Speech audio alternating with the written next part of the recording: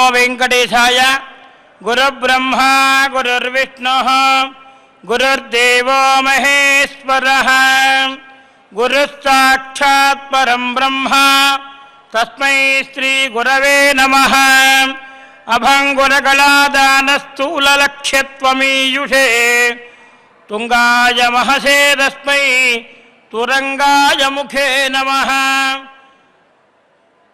అస్మద్గురుభ్యో నమః.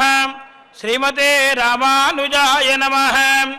వెంకటాద్రిశమం స్థానం బ్రహ్మాండే నాస్తి కించన. వెంకటేశసమో దేవో న భూతో న భవిష్యతి. సమస్త పరివారాయ సర్వదివ్యమంగళ విగ్రహాయ శ్రీమతే నారాయణాయ నమః. ఆపదామపహర్తారం దాతారం సర్వసంపదాం లోకాభిరామం శ్రీరామం భూయో భూయో నమామ్యహం. బుద్ధిర్బలం యశోధైర్యం నిర్భయత్వరోగద అజాడ్యం వాక్పటుత్వంచ హనుమస్మరణాత్ భవేత్. ఏడుకొండలవాడ వెంకటరమణ గోవింద గోవింద. యన్నామస్మరణాత్ విషాదసహితో విప్రః పురాజయామిలః.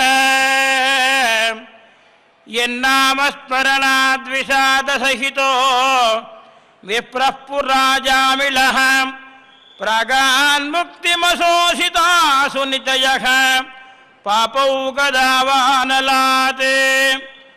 ఏతద్భాగవతోత్తమాన నృపతి ప్రాప్తాంబరీషార్జునానార్తత్రాణపరాయణస్వ భగవాన్ నారాయణో మే గతిః. సప్తశైలాధీశుడు శ్రీమన్నారాయణుడు వేద ప్రతిపాదితుడైనటువంటి శ్రీ వెంకటేశ్వర స్వామి వారి యొక్క శ్రీచరణ సన్నిధిలో ప్రతినిత్యము కూడా స్వామివారి దివ్య అనుగ్రహం చేత వేదవ్యాస మహర్షి వారు విరచించినటువంటి మద్వయం భద్వయం చైవ భద్రయం వచతుష్టయం అనాపలింగ కూష్కాని పురాణాన్ని పృథక్ పృథక్ అన్నట్లుగా మత్స్య మార్కండేయ పురాణముల మొదలుగా గల స్కాంత పురాణం వరకు గల 18 మహాపురాణములలోని రమణీయమైనటువంటి శ్రీ నారదీయ మహాపురాణంలోని అనేక రకమైనటువంటి విషయములన్నీ కూడా శ్రీవారి చెంత మనం శ్రవణం చేసే భాగ్యం ప్రసాదించాడు పరమాత్మ. స్వస్తి శ్రీ చాంద్రమాన శ్రీ శోభగుర్నామ సంవత్సరం దక్షిణాయనం హేమంత ఋతువు మార్గశిరమాసం కృష్ణపక్షం చతుర్థీ తిథి. స్వామివారు రమణీయంగా భానువాసరం సప్తాస్పరధమారూఢం ప్రచండం కశ్యపాత్మజం శ్వేతపద్మధరం దేవం తం సూర్యం ప్రణమామ్యహం అంటూ ఆ సూర్యనారాయణుడు తీక్షణంగా తీవ్రంగా ఆనందంగా ఆరోగ్యములు ప్రసాదించేటువంటి శుభ భానువాసరం ఆదివారం మఘానక్షత్రంతో శ్రీమన్నారాయణుడు అనేక రకమైనటువంటి కైంకర్యములన్నీ కూడా పూర్తి చేసుకొని మాసానాం మార్గశీర్షోహం అన్నట్లుగా మార్గశిర మాసంలో ఆ గోదాదేవి అనర్గళమైనటువంటి భక్తితోటి అచంచలమైనటువంటి భక్తితోటి భగవంతుడైనటువంటి పరమాత్మని సేవిస్తున్నటువంటి పరమ పవిత్ర మాసమైనటువంటి ధనుర్మాసంలో స్వామివారి యొక్క వైభవం గూర్చి మనం తెలుసుకుంటూ ఉన్నాం. వెంకటేశ్వర స్వామి అంటే కలియుగంలో అందరికీ కూడా భక్తుల యొక్క కొంగు పాలిటమైనటువంటి స్వామి అని అందరికీ తెలుసు.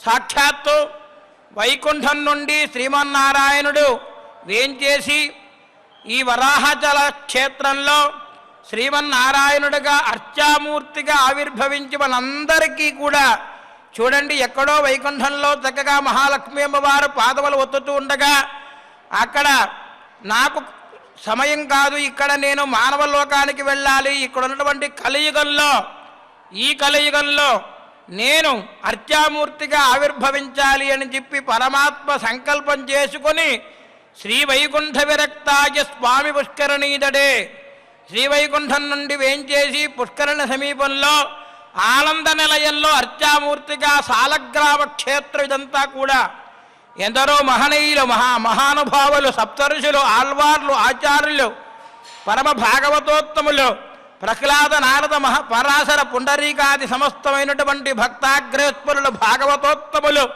సేవించినటువంటి పరమ పవిత్రమైనటువంటి క్షేత్రం.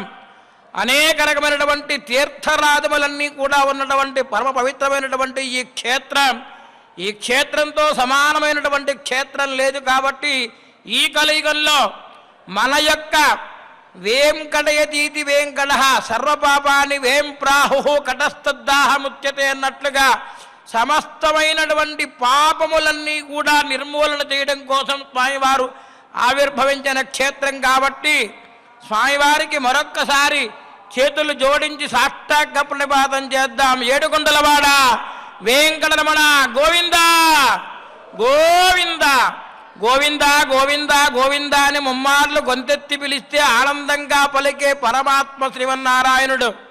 అటువంటి శ్రీమన్నారాయణ యొక్క శ్రీచరణ సన్నిధిలో మనం నారదీయ మహాపురాణంలోని విశేషములను తెలుసుకుంటూ ఉన్నాం.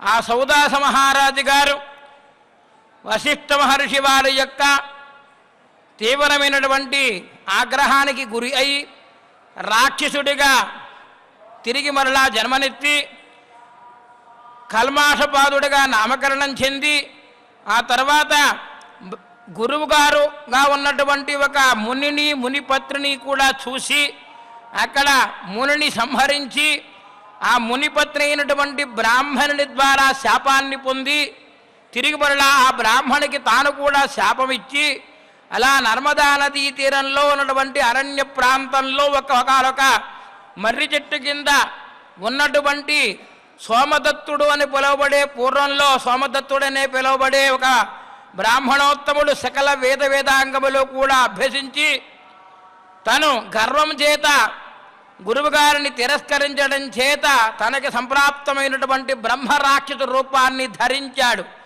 అదే సమయంలో ఈ గురుపత్ని అయినటువంటి గురువు గారి పత్ని అయినటువంటి ఆ బ్రాహ్మణి మరియు ఈ సౌదాస మహారాజు గారిగా పిలువబడే రాక్షస రూపం ధరించినటువంటి కల్మాషపాదుడు కూడా అక్కడికి వచ్చి బ్రహ్మరాక్షసుణ్ణి చూడడం, అతన్ని మిత్రమా ఏమిటి నీ పూర్వజన్మ వృత్తాంతం అని చెప్పి అడగడం, నేను మగధ దేశంలో జన్మించినటువంటి సోమదత్తుడనే బ్రాహ్మణోత్తముడని అతని యొక్క పూర్వవృత్తాంతాలంతా కూడా చెప్పడం జరిగింది. చెప్పిన తర్వాత సాధారణంగా మిత్రుని వల్లే సంభాషిస్తూ గురువుగారు అంటే ఎవరు, ఎందుకు నీకు ఈ శాపం వచ్చింది అని చెప్పి అడిగితే మహానుభావుడైనటువంటి గురువుగారిని తిరస్కరించడం వలన ఆగ్రహానికి లోనై నేను ఈ ప్రకారంగా బ్రహ్మరాక్షస రూపంలో ఉండి అనేక రకమైనటువంటి వారందరినీ కూడా హింసిస్తున్నానయ్యా అని చెప్పారు.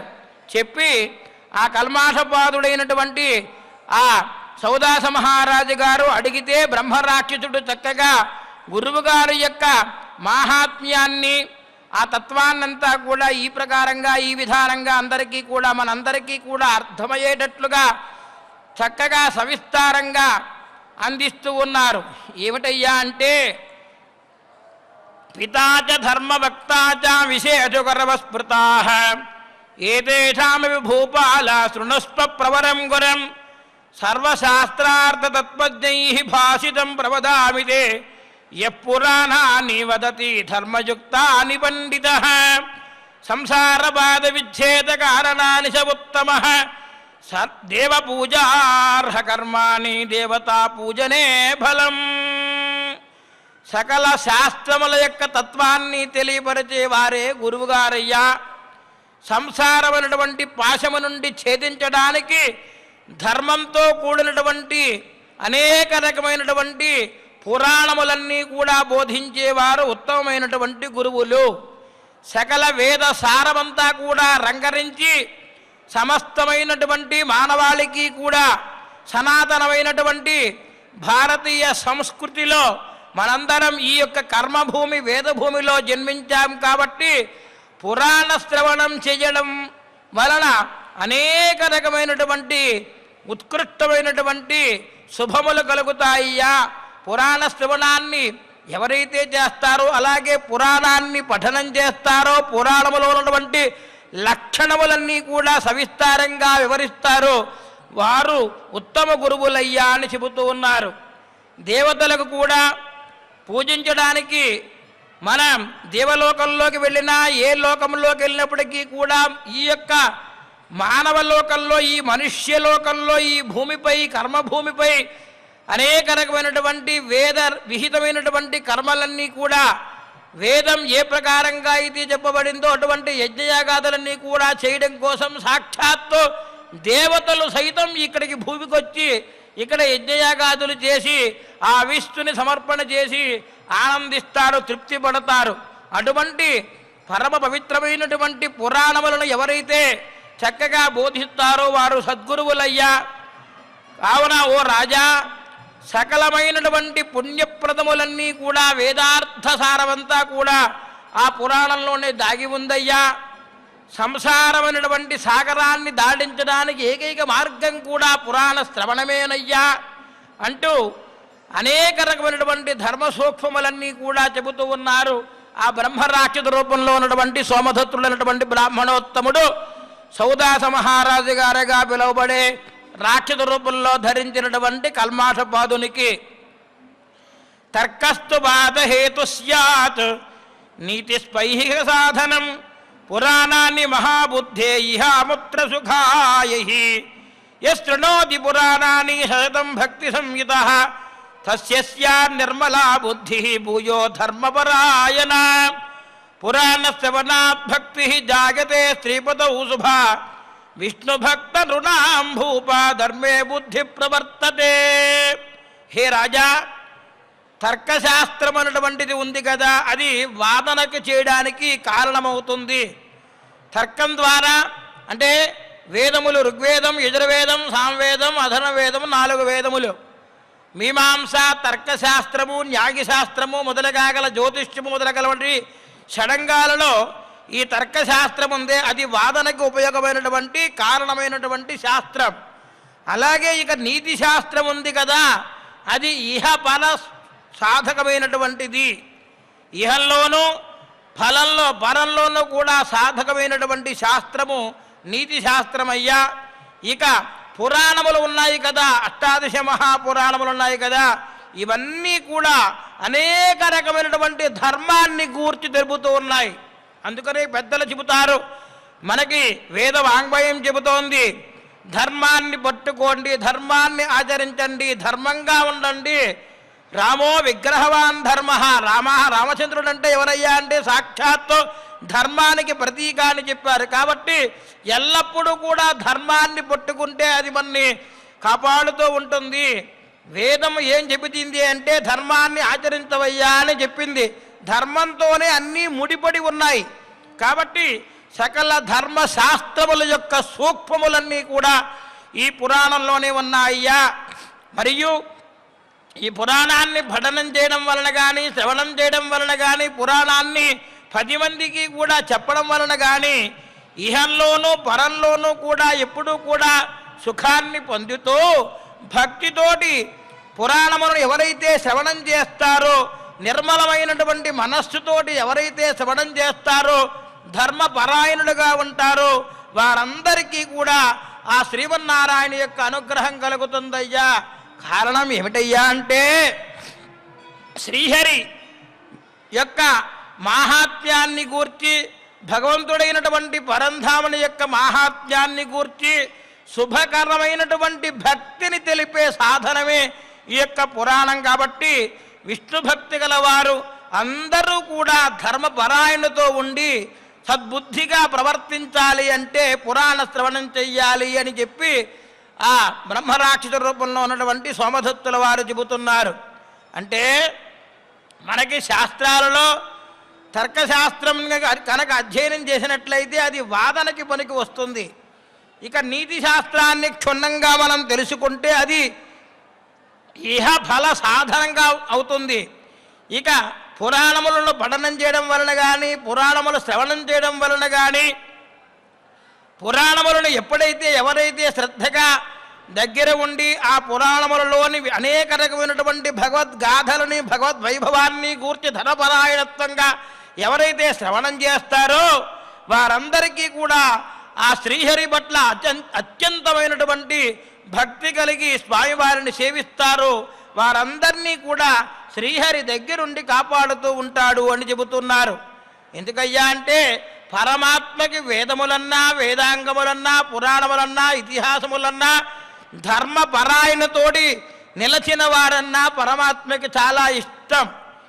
ఎందుకయ్యా అంటే నన్ను ఏ రకంగా అయినా నీవు తెలుసో తెలియకో ఏదో రకమైనటువంటి సంసార బంధం చేత బాధపడుతూ నన్ను నువ్వు ఇబ్బంది పెట్టి ఏదో రకమైనటువంటి బాధతోటి నువ్వు మాట్లాడినా నేను ఉపేక్షిస్తాను. కానీ పరమ భాగవతోత్తములు భక్తితోటి భగవంతుణ్ణి నన్ను సేవించే వారి జోలికి మాత్రం నీ వెళితే నేను ఎట్టి పరిస్థితుల్లోనూ కూడా ఊరుకోనయ్యా అని చెప్పి సాక్షాత్తు పరంధాముడైనటువంటి ఆ నారాయణుడు చెబుతూ ఉన్నాడు. కాబట్టి విష్ణు భక్తి అంటే పరమేశ్వరుని యొక్క అనుగ్రహం కోసం ఎవరైతే భక్తితోటి ధర్మ పురాణములన్నీ కూడా శ్రవణం చేస్తారో వారందరికీ కూడా ముక్తి కలుగుతుంది అని చెబుతున్నారు.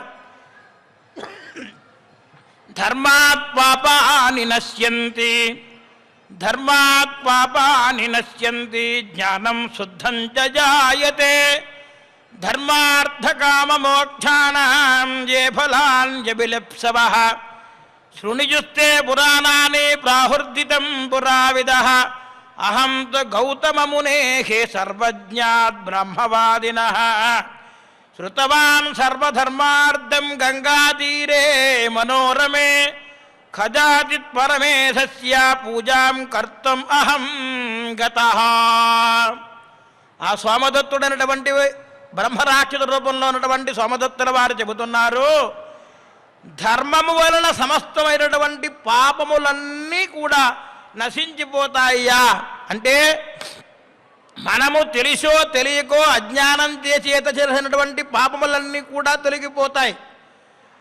కర్ర ఉంది, దానిని పట్టుకుంటే మనకేమైనా ఇబ్బంది కలుగుతుందా? ఏమీ కలగదు. కానీ అదే కర్రలో నిప్పు ఉందనుకోండి, కాలుతో ఉన్నటువంటి కర్రను పట్టుకుంటే ఏమవుతుంది? అది కాస్త మనకి కాలుతుంది. కాబట్టి తెలిసి చేసినా తెలియక చేసినా దోషము దోషమే.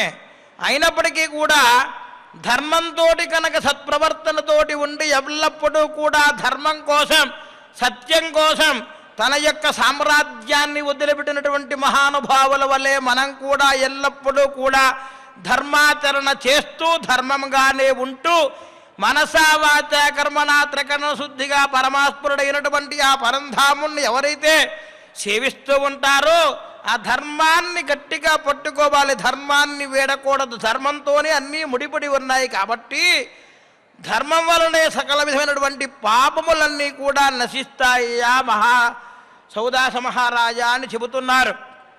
ఇక ధర్మం వల్ల ఏం కలుగుతుంది అంటే జ్ఞానం వస్తుంది.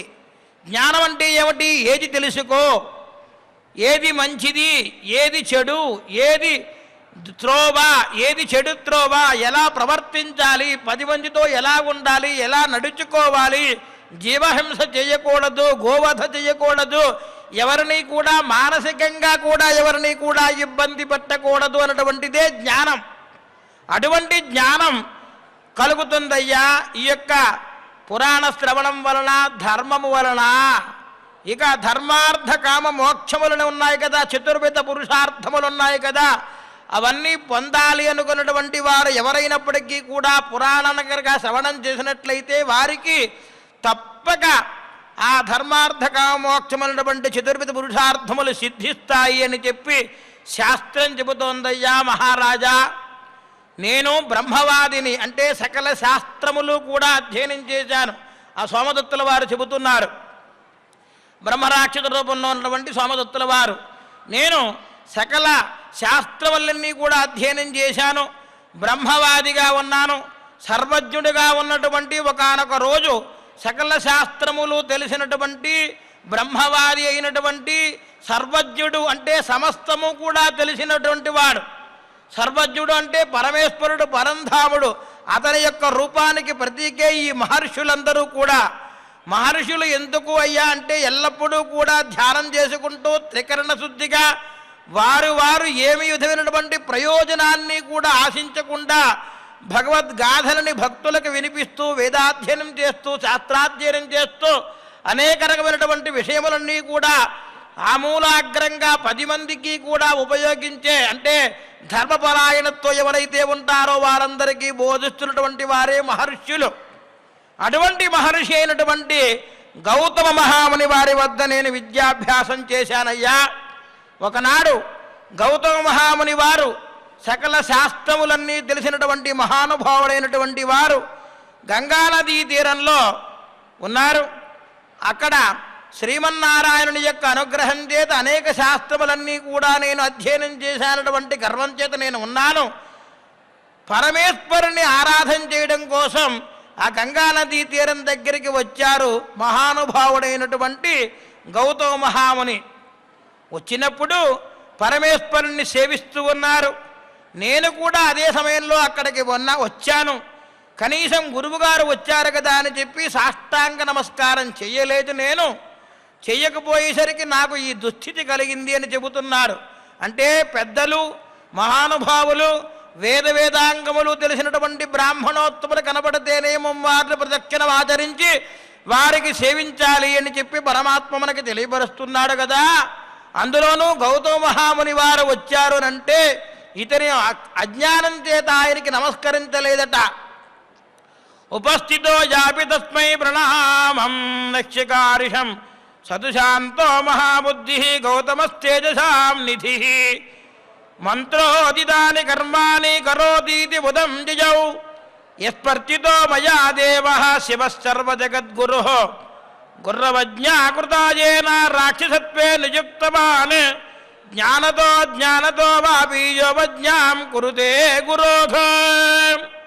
ఆ పరమేశ్వరుణ్ణి అర్చించడానికి, పూజించడానికి నేను కూడా అక్కడికి వెళ్ళాను. అదే సమయంలో మా గురువుగారైనటువంటి గౌతమ మహాముని వారు అక్కడికి వేంచేసి ఉన్నారు. ఆయన ఎలా ఉన్నారట? తేజోనిధి, సమస్తమైనటువంటి సూర్యబింబ ప్రకాశంగా ప్రకాశిస్తూ ఉన్నాడు. భగవంతుడైనటువంటి ఆ సూర్యనారాయణ స్వామి ప్రచండంగా ఎంత తీక్షణంగా తేజస్సు కలిగి ఉండి 10 మందికి కూడా మనలో ఉన్నటువంటి సమస్తమైనటువంటి లోకములన్నిటినీ కూడా ఏ విధమైనటువంటి ప్రతిఫలాపేక్ష లేకుండా ఉదయిస్తున్నటువంటి సూర్యుని యొక్క తేజస్సు వల్లే ఉందడి ఆ యొక్క తేజస్సు గౌతమ మహామునిది. పైగా ఆయన ఎటువంటి వారు? పరమశాంతమూర్తి, మహాబుద్ధిశాలి అయినటువంటి గౌతమ మహర్షి వారు అనేక రకమైనటువంటి మంత్ర విధానమంతా కూడా తెలిసినటువంటి మహానుభావుడు అక్కడికి వస్తే నేను సర్వజగద్గురువు అయినటువంటి ఆ పరమేశ్వరుణ్ణి ఆరాధన చేస్తూ ఉన్నాను. అదే సమయంలో వారికి సేవిస్తూ ఉండగా పరమేశ్వరుణ్ణి సేవించానే తప్ప గురువు గారిని సేవించలేదు. సేవించకపోయేసరికి ఆ పరమేశ్వరుడే నాకు ఈ విధమైనటువంటి దుఃఖాన్ని కలగజేశాడు. ఏమిటయ్యా అంటే, సద్గురువులు అందులోనూ మహర్షి మహాముని వస్తే నీవు నమస్కారం చెయ్యలేదు, కావున నీవు రాక్షసత్వాన్ని పొందుము అని చెప్పి రాక్షసత్వాన్ని ప్రసాదించారట. తెలిసితే కానీ తెలియక కానీ గురువులను ఎట్టి పరిస్థితుల్లోనూ అవమానపరచకూడదు అని మనకి శాస్త్రం చెబుతోంది. మన జ్ఞానం చేత కానీ అజ్ఞానం చేత కానీ, అంటే తెలిసి కానీ తెలియక కానీ ఎట్టి పరిస్థితుల్లోనూ గురువు గారిని మనం నిందించకూడదు, గురువుగారిని తిరస్కార భావంగా చూడకూడదు. అటువంటి వారిని అవమానించి నమస్కారం చేయకపోవడం మహా దోషం. అందున అంటే సమస్తమైనటువంటి జ్ఞానాన్ని ప్రసాదించినటువంటి మహానుభావులు వారి యొక్క మహర్షులు, మహానుభావుడు గౌతమ మహాముని వారు వస్తే నీవు సాష్టాంగ నమస్కారం చేసి కనీసం ప్రణామం కూడా చేయలేదు కదయ్యా. కాబట్టి నీవు నా ఆరాధన చేయడానికి ఉపక్రమించి వచ్చినా పరమేశ్వరుడు చెబుతున్నాడు, నన్ను ఆరాధన చేయడం కోసం వచ్చావు, కానీ ఆ మహానుభావుడైనటువంటి గౌతమ మహాముని వారికి నమస్కారం చేయకపోయిన కారణం చేత నీ యొక్క అజ్ఞానం చేత నీవు రాక్షసుడిగా రాక్షసత్వాన్ని పొంది ఉండు అని చెప్పి ప్రసాదించారట. అందువల్ల బుద్ధి విద్య అనేటువంటివి 2 ఉన్నాయి కదా, అవన్నీ కూడా ఈ అజ్ఞానం అనేటువంటి దాని చేత మనకి నశించిపోతూ ఉంటాయి. జ్ఞానం ఎప్పుడైతే కలిగిందో పరమాత్మని మనం సేవిస్తూ ఉంటాం, గురువులను సేవిస్తూ ఉంటాం. అదే అజ్ఞానం మనలో కనుక నిండిపోయి ఉండేందుకోండి, ఆ సమయానికి మనకి ఏ విధమైనటువంటి విద్యను అభ్యసించిన ఆ విద్య మనకి ప్రయోజనం కలగదు, మన బుద్ధి సక్రమంగా పనిచేయదు. కాబట్టి అటువంటి స్థితి ఏర్పడింది నాకు అని చెబుతున్నాడు ఈ యొక్క సోమదత్తుడు అనేటువంటి బ్రాహ్మణోత్తముడు. తస్యైవాస ప్రణశ్యంతి ధీ విద్యార్థాత్మజాక్రిజా శుశ్రూషాం గురుదేయస్తు గురూణాం సాదరం నరః తస్య సంపద్భవేద్భూప ఇది ప్రాహుః విపశ్చితః తేన శాపేన దగ్ధోహమంతశ్చివ క్షుధాగ్నిర్వా మోక్షం కదా ప్రయాస్యామి న జానే నృపసత్తమ ఏవం వదతి విప్రేంద్రావతస్థేస్మిన్నిశాచరే ధర్మశాస్త్ర ప్రసంగేన తయోః పాపం క్షయం గతం. చెబుతున్నారు ఈ ప్రకారంగా ఆ సోమదత్తుడు ఆయన గురువు గారిని సేవించినటువంటి వారికి అందరికీ కూడా అనేక రకమైనటువంటి సంపదలన్నీ కూడా సంప్రాప్తమవుతాయని చెప్పి శాస్త్రం చెబుతోంది, మహానుభావులు చెబుతున్నారు.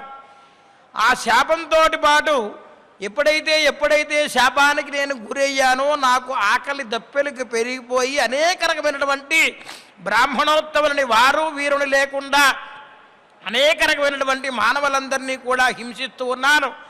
నా రాక్షసత్వం ఎప్పుడు విడిపోతుందా, నాకు ఎప్పుడు విముక్తి కలుగుతుందా అంటూ ఆ మర్రి చెట్టు పైన ఉన్నటువంటి బ్రహ్మ రాక్షసుడు చెబుతూ ఉన్నాడు.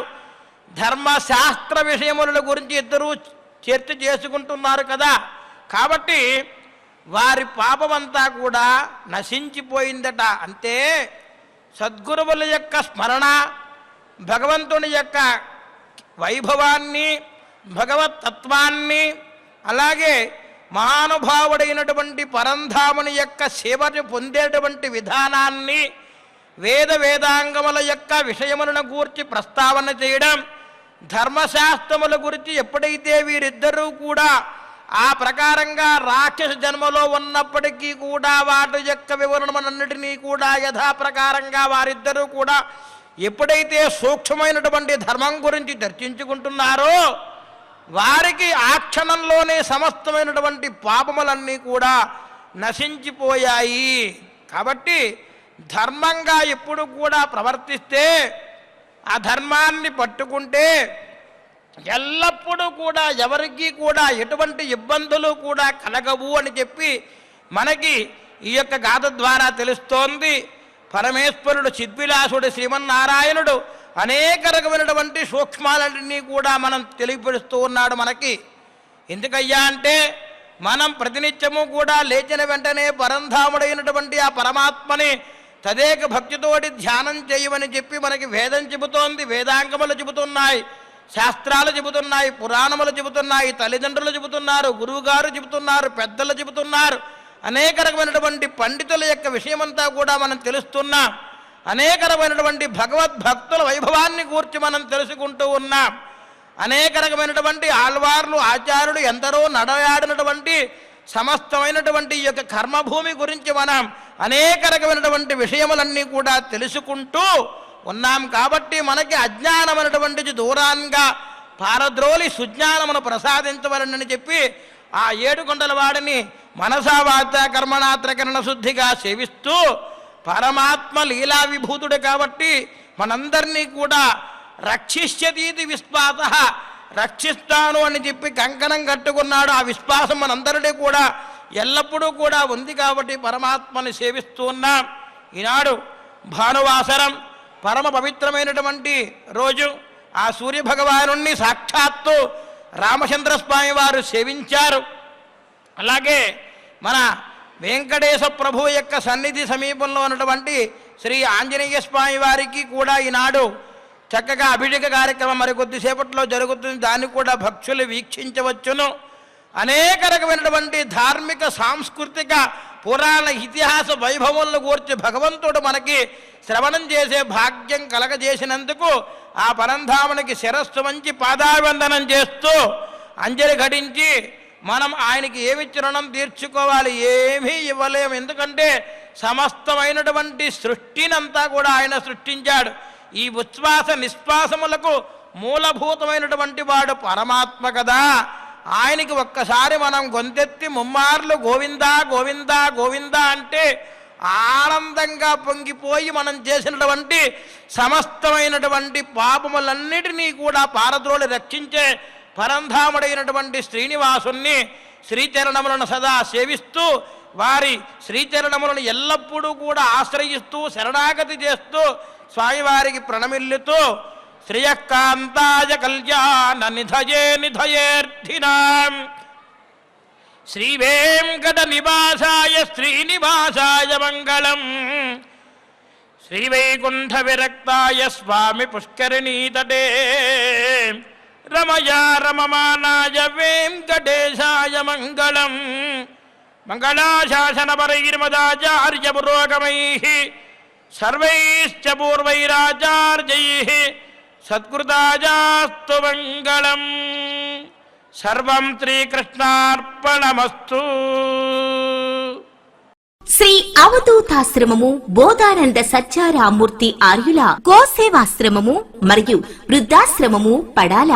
ఆశ్రమములో గోసేవ గోవుల దానము స్వీకరించుట, మీ నవగ్రహ దోషములు పోవుటకు గోపూజ చేయబడును. మూలికా వైద్యము గోపంచగవ్య వైద్యము చేయబడును. యంత్రములు తావీదులు ఇవ్వబడును. శాంతి హోమములు చేయబడును. మీ ఆత్మీయుల పుట్టినరోజు, పెళ్లి రోజు మరియు వర్ధంతి వంటి ముఖ్యమైన దినములలో గోసేవ లేదా అన్నదానం చేయదలిచిన వారు సంప్రదించండి. మా వృద్ధాశ్రమంలో ఖాళీలు కలవు. చేరదలిచిన వారు సంప్రదించండి. శ్రీ శ్రీ శ్రీ స్వామి బోధానందగిరి శ్రీ అవధూతాశ్రమము అయ్యప్ప స్వామి గుడి దగ్గర పడాల, తాడేపల్లిగూడెం 2. Cell numbers 7981356374, 9618034 138.